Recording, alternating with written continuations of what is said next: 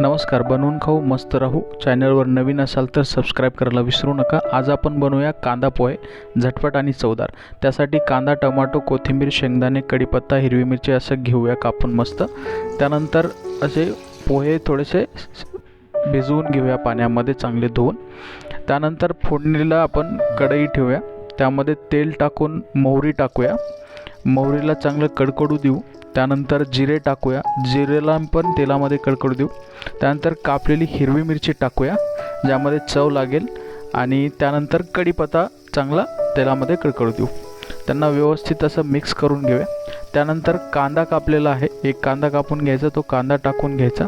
कांद्याला चांगल्या प्रकारे तेलामध्ये हलवून घ्यायचं, तो भाजू द्यायचा. त्यानंतर शेंगदाणे टाकायचे. शेंगदाणे टाकल्याच्या नंतर त्याला व्यवस्थित सर्व पदार्थ असे मिक्स करून घ्यायचे.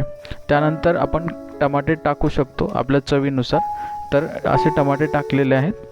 त्यानंतर चवीनुसार मीठ टाकायचे.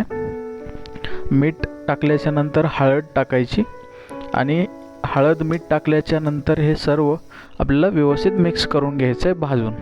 त्यानंतर जे आपण भिजवलेले पोहे आहेत ते मिक्स करून घ्यायचे, जास्त चिखल होऊ द्यायचा नाही. त्यानंतर वरतून अशी कोथिंबीर शिपडायची थोडी. तर कोथिंबीर टाकल्याच्या नंतर हे सर्व आपल्याला मिक्स करून घ्यायचं आणि गरम करून मिक्स करायचं.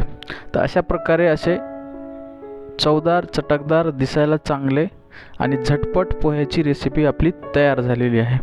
तर चला आपण हे मस्त असे प्लेटमध्ये नाश्त्याचे पोहे खायला घेऊया गरमागरम. यासोबत आपण लिंबू घेऊ शकतो, दही घेऊ शकतो, फरसाण घेऊ शकतो.